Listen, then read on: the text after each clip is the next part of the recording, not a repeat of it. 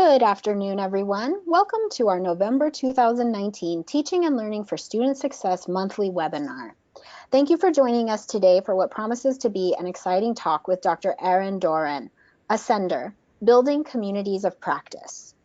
Before I turn it over to Dr. Doran, I want to say a bit about the webinar series and go over a few housekeeping items to ensure everyone has a smooth webinar experience.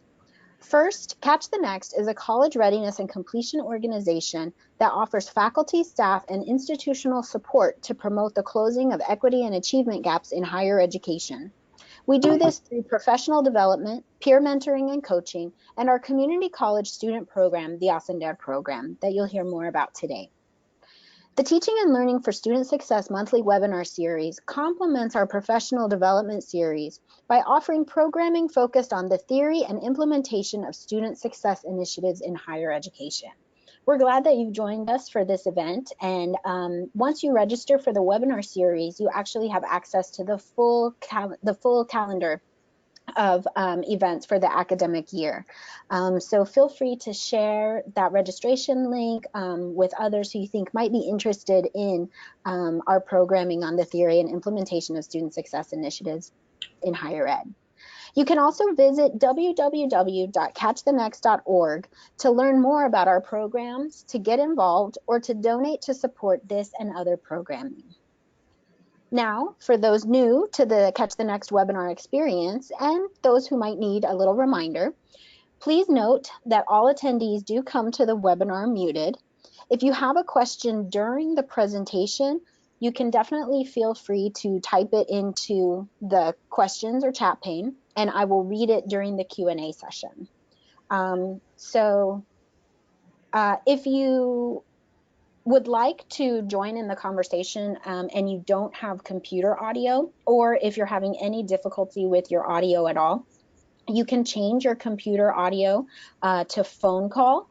And once you select that option, you will be given a phone number and a passcode and a PIN number that you can enter to participate to make sure you're getting the audio experience as well. You can also use that during the Q&A. So during the Q&A, you can enter a question and I will read it for you if you don't have any audio or a mic or a phone audio. Or if you do have a mic or phone audio, you can use the hand raise feature and I will unmute you. And so you can ask the question to Dr. Doran yourself and speak to us all directly. If you have any technical issues during the webinar, you can use the questions or chat feature to communicate those issues to me, and we'll troubleshoot them together. You can also email me at lydia.cdebaca, lydia.cerebaca@catchthenext.org, and I will do my best to help ensure you have a smooth webinar experience. Finally, if this is a topic you'd like to continue discussing, please connect with us on social media. At the bottom of your webinar screen, you will see our Facebook and Twitter pages. And we are also accessible on YouTube. You can find this and all of our archive of webinars for the past couple of years on YouTube if you search just for Catch the Next. And if you'd like to continue this discussion on any of these social media platforms, I want to encourage you to use the hashtag TLFSSchat, which I always say is much easier to type than it is to say. And we'll continue the dialogue about this and other issues raised in our webinar series. To proceed, I have a few announcements from Catch the Next. First, a couple of save the dates. So for those of you interested in sending faculty who are teaching co-requisites to our Transformative Teaching Track seminar, the spring seminar will be held on March 26th and 27th in McAllen, Texas. And more information about that will be distributed early next week. So about how you can register and location and things like that. Similarly, for those of you who are already participants in our Ascender program and who are scheduled to attend the Ascender Spring Seminar, that will be held on March 27th through 28th, also in McAllen. And again, more information about how to register for either of those seminars can be found or will be available early next week. I know many of you at your colleges are having end of semester events, maybe holiday events, maybe university tours and things like that. So just remember to get lots of great pictures and to send all of your end of semester news stories to Deborah Macbeth at deborah.macbeth@catchthenext.org. And finally, do remember that due to the holidays, we will not be having a December webinar, but we will see you again on January 16th, 2020 to ring in the new year with Dr. Lucelma Canales and a brand new moderator for our webinar series, Dr. Aaron Doran, who is actually going to be giving our presentation today on Ascender, Building Communities of Practice. Dr. Doran is an assistant professor in the School of Education at Iowa State University, and her research is directly related to the topic that she is presenting on today. So let's see, she's an assistant professor of higher education and community college leadership at Iowa State University. Her research focuses on Latinx community college students, the faculty who teach them, and Hispanic serving institutions. So now, without further ado, I am going to turn the presentation over to Dr. Doran. Thank you very much, Lydia. I'm excited to be here. Thank you for sharing part of your afternoon with me. And so I am, as Lydia said, an assistant professor at Iowa State University. I have been involved with Ascender for a number of years now and have had the privilege to be able to do some research related to this. And so this particular topic is one that is hot off the presses. It will be appearing in the Journal of Developmental Education any day now. And so if you have any questions along the way, please let me know. I'm happy to discuss this work. So the title of the presentation is Building a Community of Practice for Teaching Developmental Courses. As just an overview of where we go, I have a bit to discuss about the study context, just an overview of the study that I'll be talking about. Very, very brief literature review, which if any of the sources or things that I mention are ones that you're interested in looking up yourself, please let me know. I'll be happy to send you citations. The theoretical framework that I'll talk about is about the communities of practice more in detail, how I collected that data, what I found, and then just some general discussions. And then I really want to focus on the Q&A and just be able to exchange ideas, get some feedback, and hopefully just hear from you, good, bad, or indifferent. So as far as the context goes, this study is about the Ascender program, and from the outset, we know that Ascender wasn't created just to help Latinx students. It was created to help all students in community colleges. But some of the statistics that helped frame the original impetus for Catch the Next in Texas and for Ascender, and then also just by virtue of our partnering colleges like South Texas College that are extremely representative or of the Latinx population.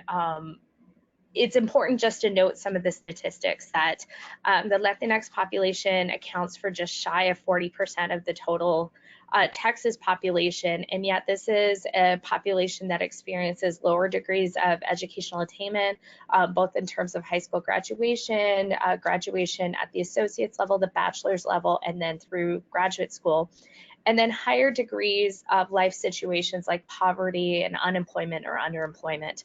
And so, in understanding just how important and transformative the educational attainment of the Latinx population can be, there's a quote from the former commissioner of the Texas Higher Education Coordinating Board, Raymond Paredes, who said something to the effect of the economic future of Texas is very much reliant on how well Texas responds to the needs of educating its Latinx populations.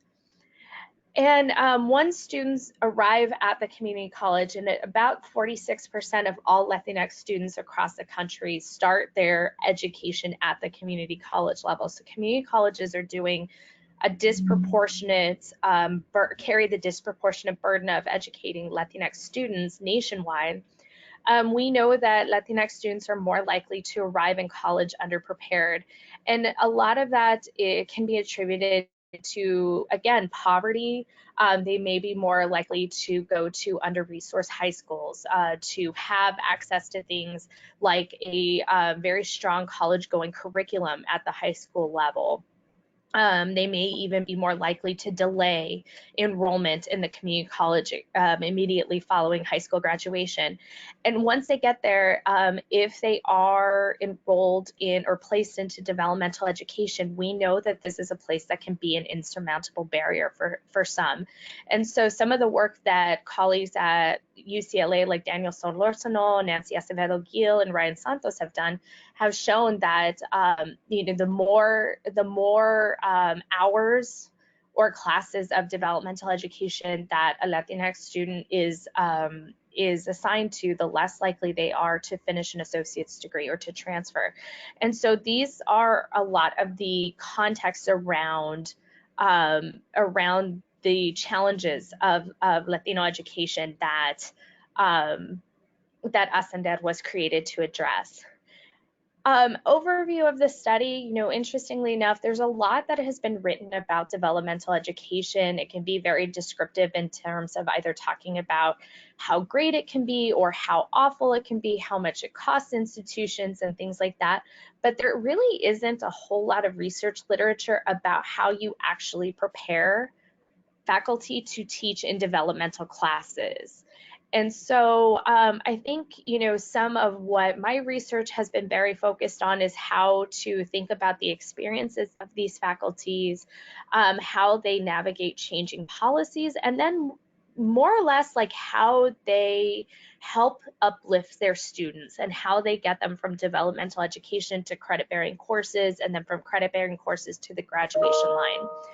And Ascender has done amazing work in Texas since 2012, and in really, I think, establishing itself as a program that stands apart from so many others, because it doesn't do the work on just one campus. It has trained, I think at this point it's like 17 campuses across Texas. We have great partnerships with Alamo colleges, with Austin Community College, with South Texas College. In providing experiential, in-depth, and ongoing training for its instructors. And so the purpose of that is to really look at the group learning.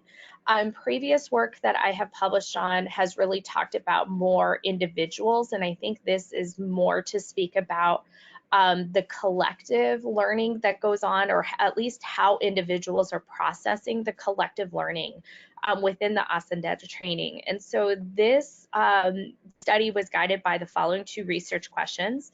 First, how does the Ascender professional development contribute to building a community of practice among faculty at participating colleges? And then from this professional development, how do Ascender faculty create communities of practice within their own classrooms? Again, very, very brief literature review. Again, the work on developmental education faculty and teaching in these settings is underwhelming at best. If you have not read W. Norton Grubb and Robert Gabriner's book, Basic Skills Education in Community Colleges, it is a fantastic book. It is wonderful in the ways that it goes into descriptions about what good developmental education pedagogy looks like. I wish that more work reflected this. And so I think between that book and the collective works of Mike Rose, that has really been the kind of work that I want to do as a researcher, as a scholar of community colleges. And I think within Ascender and being able to research that program, that's been something that I have been able to do. And so in focusing on professional development, there's been quite a bit of work that's been done on basically how bad professional development often is for instructors, assuming that they participate in the first place. And so There's a couple of citations that will appear in the present article that I'm talking about, but if it's something that you're interested in, I have an article that was published in Catch the Next Own Journal of Ideas and Pedagogy in 2016. And so, please feel free to look at that. It's available on the Catch the Next website. The theoretical framework, I came at this from the communities of practice perspective. So this was a concept that was introduced by Jean Lave and Etienne Wegener. So essentially, these communities treat learning as a social process. So something that is not done in isolation. It's not about the individual. It's very much about the social interactions that go on within a particular context. And so within those, there's three dimensions: the mutual engagement, so how participants engage or develop communities with one another.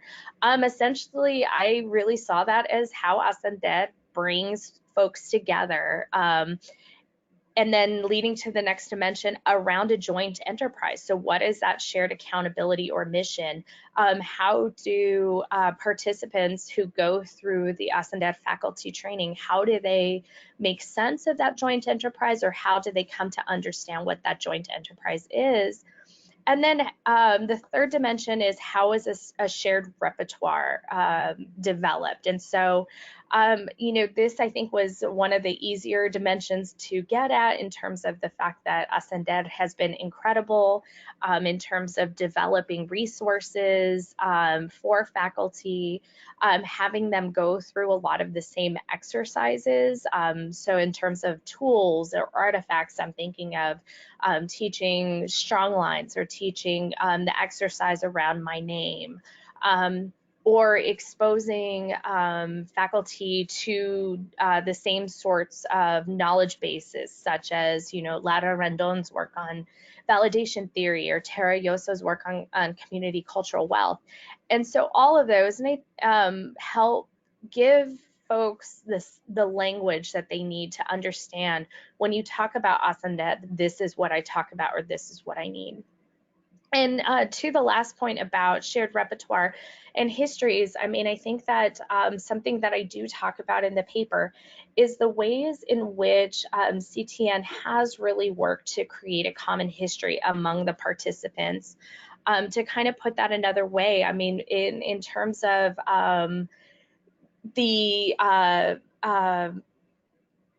sorry, I'm losing my words. In terms of the institutes, the Ascender professional development sessions that are held in the summer and the fall, and then when folks graduate in the spring, you do see people who have taught in Ascender for 5, 6, 7 years now who continue to come back. They share the histories of the program, of where it was in its early days and where it is now. And I think that, just that prolonged engagement that folks have with one another helps to develop that history. So some research methods. I know the research methodology is not necessarily the most entertaining part of this webinar. So just to know, it's a qualitative case study really focused on the professional development of the Ascender program. And so with that, I did the analysis of artifacts. So the teaching materials that are provided by CTN, I have the big 3 or 5 inch 3-ring binder that's provided to faculty that has all of the materials that are provided. I've done observations of Ascender trainings, and so if you were there in San Antonio just about a month ago, you probably saw me make a pitch for the research, but that's essentially what I've done, what I'm doing when I'm lurking behind and watching folks as they participate in the trainings. And then faculty interviews. So I've done 12 faculty, or I interviewed for the study 12 faculty members across 6 institutions. Some of the institutions are still actively engaged with Catch the Next, some are not. So the first theme around mutual engagement, I know that this is a long quote. This is a lot of text. This was from Beatriz, who is a learning frameworks instructor. And by the way, these are all pseudonyms that are given to the faculty members who I quote here and who are quoted in the article. But I think something to highlight is the way that she talks about what we learn at the trainings, and the whole sense of familia that her team at the college was brought together to really be a team, and then to bring the students together as a team. And as she says, you know, this was nothing like any of the previous institutes or workshops or professional development that she had ever done before. This was something that was experiential. And it wasn't just about like just taking the notes. It was participating in exercises directly and really learn about how she could implement things in the classroom. And as she put it, I mean, I think this is a pretty standard thing that I've heard amongst Ascender faculty across colleges. I think it's taught me to be a better teacher. And so the fact that you bring folks together, they are asked to participate in the exercises that people like Allegra or Lydia present. They're asked to really think through what that would look like in their own classes, how successful that would be.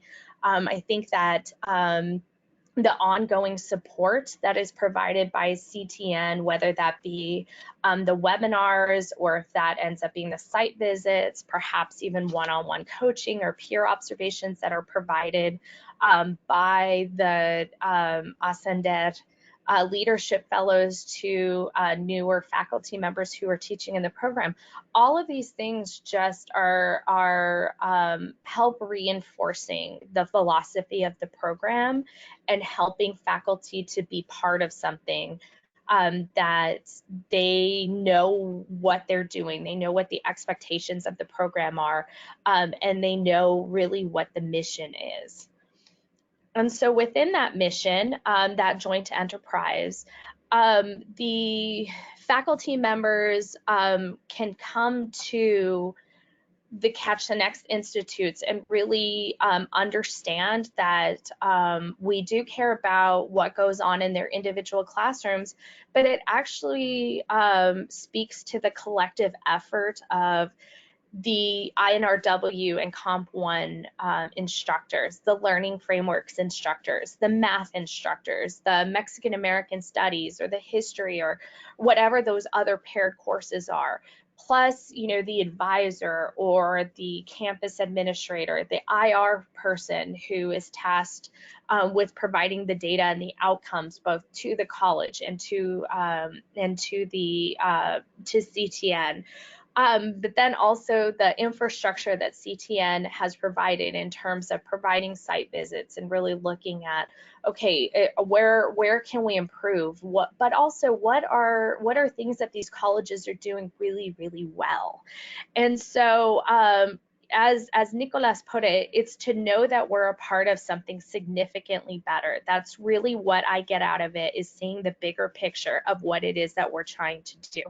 And for that, I mean, you know, the faculty members who come into this program really understand it's about getting students out of developmental education. It's about getting them to credit-bearing coursework, about getting them to transfer to a four-year institution, about achieving whatever it is that students really see as success for them. And then as far as how they go about participating in the joint enterprise, that shared repertoire is the shared values, talking about cariño, talking about familia, validation, the teaching materials, learning about culturally relevant pedagogy, and those get communicated out in the institutes, in webinars like this, or in presentations at professional conferences that some of the Ascender faculty have gone to. So maybe they've gone to NISOD or they've gone to other conferences to be able to share out the results of what they've been doing on their college campuses and within their classrooms.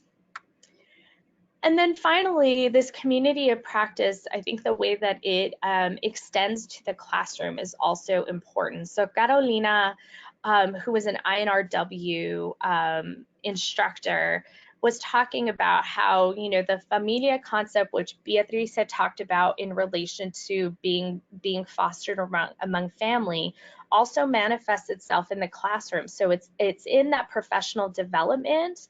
As Carolina puts it, you see it among the way that we interact with each other at any stage, and that becomes important to students. So, you know, something that that is at the heart of the program is that relationships matter, not just among faculty and students, and not just among students, but also in the ways that faculty or that students are seeing faculty that are cooperating with each other, that work well together, who are both really committed to their success in whatever way that might look like. I think, you know, in thinking about the interactions between, or the familia that gets fostered for students, and how that can be important to see, you know, the two that come to mind are always Dan Rodriguez and Yoli Reina at Palo Alto. Just, I mean, everybody knows that they are very, very good friends. They've known each other for a long time, but they just also have really funny interactions. So students can see how in sync they are with each other, but then also how in sync they are with implementing this model, and in showing their commitment to students. And so, you know, to finish out Carolina's quote, that means that the model that is incorporated or implemented by CTN finds itself reconstructed into the classroom, and then for students, it gives their education a greater sense of value. On top of that, you know, just knowing that that within the classroom, students are invited into that joint enterprise by doing things like encouraging them to re-enroll in the spring semester, or to re-enroll that next fall semester, to keep on going until they complete their associate's degrees, and then to transfer to a four-year institution. And so even, you know, in extending the communities of practice metaphor, it's not necessarily just about the faculty members, it's also the shared learning and the shared interaction that goes on among the students as well. And so just some discussion points. I mean, I think that, you know, to really acknowledge the labor of love that Ascender can be for faculty, considering that it is something that requires a lot of time, a lot of effort, that is on top of everything else that you're already doing on your campus. The Ascender program is a model that has been embraced by faculty who participate in, and enables folks to participate in this community of practice with other faculty on their campus, among faculty across the Ascender campuses, or in their classrooms as well. And so I think two things that that Ascender really stands out or stands apart from other models is, one, its commitment to good pedagogy that reflects the campuses where they're at, the needs of the students, and in understanding some of the broader systemic issues that bring students to developmental education. And then also just its commitment to developing faculty over the long term, in the way that it is very much committed to growing its own, to encouraging faculty to establish their expertise by writing for publication, writing for research, or in presenting at professional conferences and things like that, to get the message out about why this program is just as amazing as it is. And so a shameless plug for myself. This has been work that is ongoing. It has changed a bit just as the faculty have changed, the colleges have changed, but I've just realize that there's still always something more to learn. In particular, I've interviewed quite a few learning frameworks and INRW folks, so I would be really happy to talk to math folks in particular, or some of the other supporting courses. But if you are a learning frameworks or INRW person and I haven't yet talked to you, please don't take that as a excuse to self-select out. I'm really just happy to talk to anybody. I have done interviews over Zoom or basically over any sort of virtual platform according to whatever you're comfortable in. I do happen to be in San Antonio and Austin somewhat regularly when I can, since I still have family there. But the interviews that I do, they are scheduled at a time that is convenient for you. They typically take about an hour. And then your participation in a research study would be completely confidential. So if this is something that you are interested in, please consider shooting me an email and just letting me know. But for now, I would love to hear about any questions or ideas that you have. The full text of the research study is in the fall 2019 issue of the Journal of Developmental Education.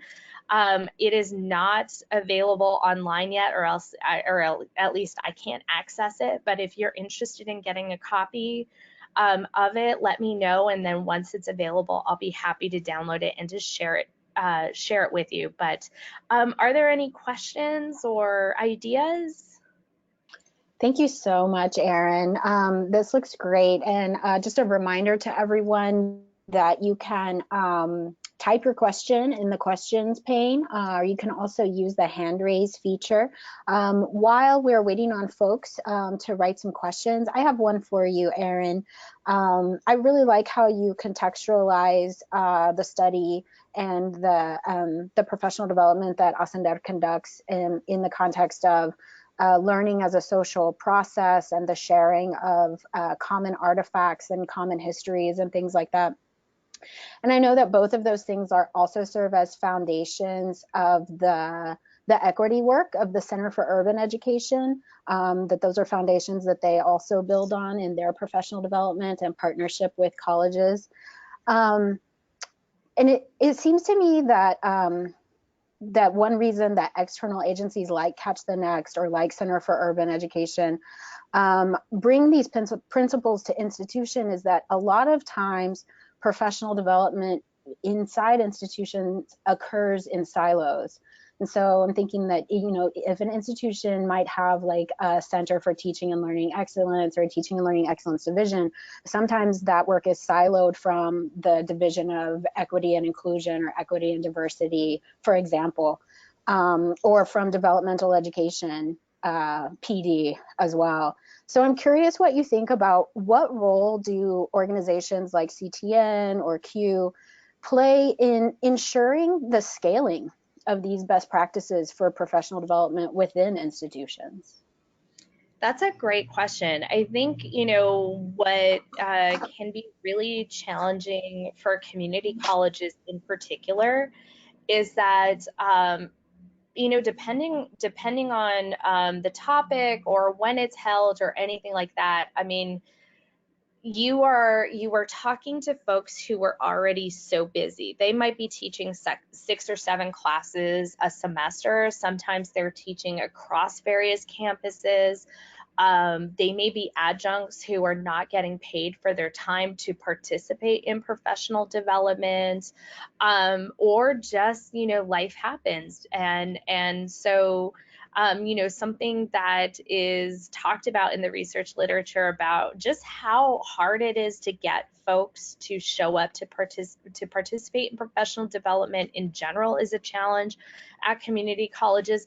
And then also, I think that, and this kind of speaks to some of the power of CTN, or just ongoing professional development in general, is that, you know, when you do professional developments around diversity or equity, inclusion, whatever, if it's only a one-time thing, you are not doing anything really to impact the fabric or the culture of a college.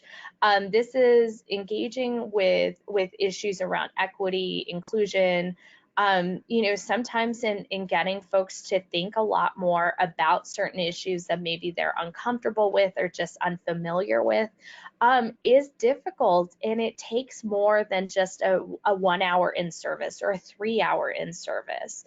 And so, if that is what you're moving toward, it's not just about content, it's also about how well and how fresh do you keep that work or those ideas in someone's mindset. And I think, at least for the first year of Ascender faculty training, the new faculty training, I mean, you're at least going to see them 3 times over the course of a calendar year. And so if these issues are brought up, then it's like, oh yeah, okay, maybe the first semester an INRW faculty member was just trying to get their mind around the model itself or the pace of the teaching or balancing all of the out of class activities. But then that fall institute can be a good place to just remind them about, okay, what can I make sure to like adjust and reassess or whatever to make sure that, the next semester I'm going to do this better.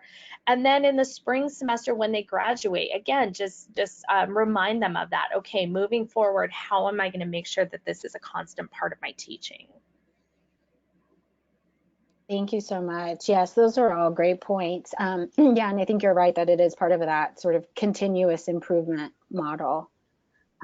So we have a comment from Dr. Maria Chavez, CEO of Catch the Next. Dr. Chavez, go right ahead. Yes, thank you, Lydia.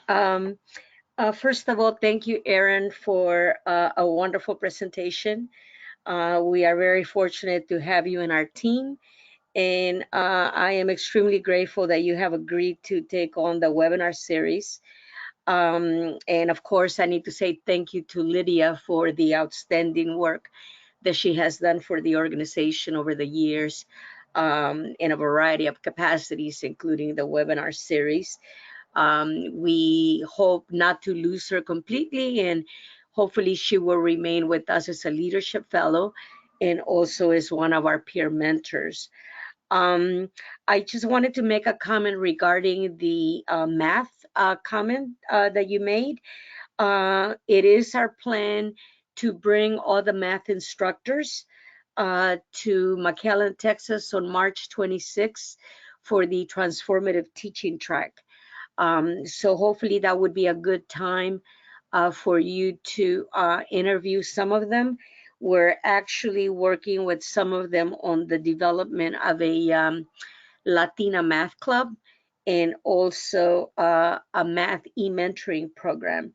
And more information will be forthcoming for that work. It is our hope that the Eva Longoria Foundation is going to be sponsoring those efforts. You made a comment about, commitment and faculty, and I do think that one of the blessings of this initiative has been that we have met faculty that are truly committed to our shared mission, and they're really committed to not just their students but their communities. And I think that's what has made it so successful. And so we're extremely grateful to them, and they're really the heroes in our story, along with all of our staff members, including you and Lydia and Deb and the others. So I just wanted to say thank you to you and to them, and I really look forward to this new article in the Journal of Developmental Education. And I just want to say thank you. Yes. And I've been reading her work all along, so I'm familiar with it. So thank you very much. Thank you. Absolutely. And while we're waiting on other questions, I did want to echo Erin's point about her article in the Catch the Next Journal of Ideas and Pedagogy, which is available on www.catchthenext.org, and that it also is about professional development and kind of does a comparison between the professional development that Catch the Next has offered, specifically with the combining of developmental reading and writing classes into integrated reading and writing, with some of those offered by the state. And Erin, that's one thing that I was thinking about actually was, you know, because you were also putting this research in the context of research on developmental education and specifically on pedagogy and sort of what goes on in the classroom. And when I was thinking about my question regarding how professional development often gets siloed, I was thinking about, you know, what work has been done on sort of big scale professional development offerings in these states where developmental education has been, you know, so radically accelerated, like in Texas or in Florida or Tennessee and things like that. Can you speak to that? Yeah, I mean, I think that one of the challenges of just studying community college faculty, and I'll stick with community colleges for a sec, of in general has just been, and this is not my idea. This has been written about. Susan Twombly and Barbara Townsend wrote about this over 10 years ago in a monograph called "Community College Faculty Overworked and Understudied." Are undervalued. And I mean, essentially what they've said is that the higher education literature, when higher education scholars study faculty, they tend to study themselves. And so essentially, like, what that means is that faculty at four-year institutions where research is a big part of what they do tend to study themselves. So they tend to study things like tenure structures at four-year institutions, or you know, being faculty of color at predominantly white institutions, or whatever. I mean, there's a lot of different, those are just two examples. Mm-hmm. But with community college faculty in particular, the challenge becomes, on top of everything else that they're already doing, research is not something that they have to do for promotion and tenure at community colleges. So it might be something that they just enjoy doing. You know, someone who I think about is Rafael Castillo, for instance, who has been very engaged in writing both creatively and then writing pieces about CTN. But that's just also because he is a creative writer himself. He's an English professor, and that is something that I think he just has a personal love and vested interest in doing. And so I think within that, it's just hard to really understand like what the needs are of faculty, because it's just something that isn't necessarily written well about. And then it can be hard to capture what those developmental education, professional development sessions look like, what they you know, what the outcomes are, or how folks experience them, just because, you know, the people who are attending are probably just trying to learn the material, and the people who are delivering it are just trying to deliver it. So there may not be that third sort of bystander who can sit there and capture it as it's happening. And so it is something that is hard to do. Yeah, no, absolutely. Well, and I think another sort of wrench to throw in there is the fact that oftentimes for community college faculty who are actively researching and publishing, many times that is considered their professional development. So, you know, because it's keeping them, you know, abreast of, like, you know, trends and movements in their field. So, and it's keeping, if they're composition instructors, it's keeping them actively writing and things like that. So Yep. then it begs the question of, you know, why do I need to do more professional development? I'm already doing it. Right. So we have a couple of comments here. One from Ann Fletcher here in Austin at Austin Community College.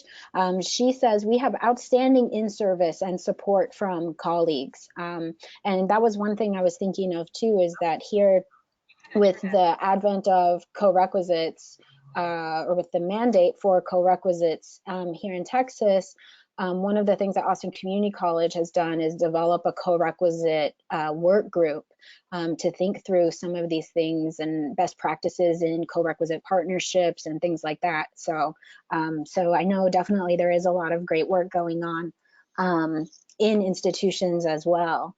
So definitely want to think about, you know, how to share and scale that too. Yeah, Go ahead.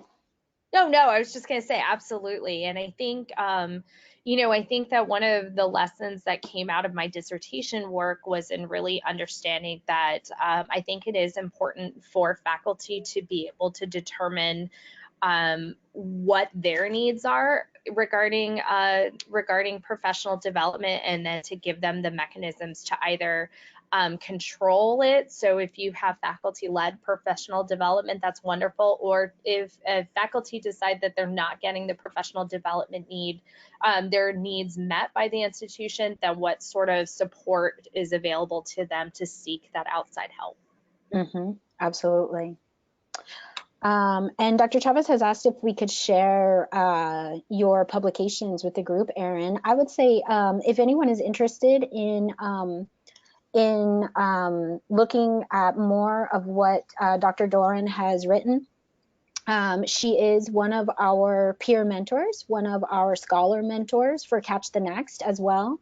And all of our peer mentors have bios up on the Catch the Next website. So you can go to catchthenext.org, and under our programs, you'll see our Teaching and Learning for Student Success Peer Mentoring Program, and you can look at the bios for all of our scholar mentors. And there on the scholar mentors, we also have a list of selected publications. So absolutely, anyone who's interested can certainly review those, and we'll definitely make sure we update that with your most recent article, Dr. Doran. And then Dr. Chavez also asks, is there a reading list that you recommend to some of the folks on the call who are non-developmental education faculty or not involved in developmental education, or for those who might be doing some research? If you are not a developmental education person and it is something that you are interested in learning more about, I do think that probably the best book that I have is, again, the W. Norton Grubb and Robert Gebriner book called Basic Skills Education in Community Colleges. That is just an excellent book. Both in, I think, making the case for why developmental education is important, and then two, like what effective developmental education and quite frankly, just what good teaching look like in general, regardless of what sector you're teaching in. So that would be a great book. I think in terms of understanding some of the like bigger systemic work, it is very stats oriented, but I think it's very important work. Some of the work that has been done by Peter Riley Bahr, B-A-H-R. He's out of the University of Michigan. So he has done some great national level work showing the racial disparities between groups or among groups in American higher education. So that is, that's been interesting work that has been done. I think that my colleague Nancy Acevedo Gill, who is at California State University San Bernardino, has done some beautiful work on validation, about academic validation in developmental education and the importance of that. So I would say those would probably be my top 3 works. Very nice, thank you. I know I've also been really inspired by the work of Katie Hearn and the California Acceleration Project in terms of the impact of developmental acceleration, or sort of contextualizing developmental education acceleration in the context of social justice work for higher education. So thinking about issues of equity and community cultural wealth and validation and things like that, and what that looks like in the classroom. The California Acceleration Project kind of, I feel like laid some of the groundwork for that too. Awesome, yeah. And let's see, it looks like that might be all of our questions and comments for today's webinar. Did you have any final thoughts or reflections, Erin? No, just if you have any questions or things or feedback to share with me, or if you just are interested in finding out more about this study or any ideas that you want to spitball or things like that, let me know. Please email me. The email is edoran@iastate.edu. I'm also pretty active on Twitter. And then other than that, just thank you for attending. I appreciate it. Thank you, Dr. Doran. Thank you for this amazing wealth of information and for your research. And we have a big thank you from Ann Fletcher as well, and from Alicia Vasquez. So she says, thank you for sharing your research. And thank you, all of you who attended today's webinar, for joining us. We will get this recording of the webinar up on our YouTube channel, as well as on the Catch the Next website. So if you missed anything or you'd like to share it with your colleagues, you will have that access as well. So thank you all for a wonderful 2.5 years of getting to organize this webinar series. Thank you so thank much. you for your leadership. Yes. Thank you. I've thoroughly enjoyed it. It's been every month I get to learn something new, so it's been an extreme privilege for me. So thank you all for spending your Thursday afternoons with me for this time, and I look forward to staying in touch with all of you. Great, we will miss you. Thank you. Have a wonderful afternoon, everybody. Thanks so much. Thank you. Bye. Bye-bye.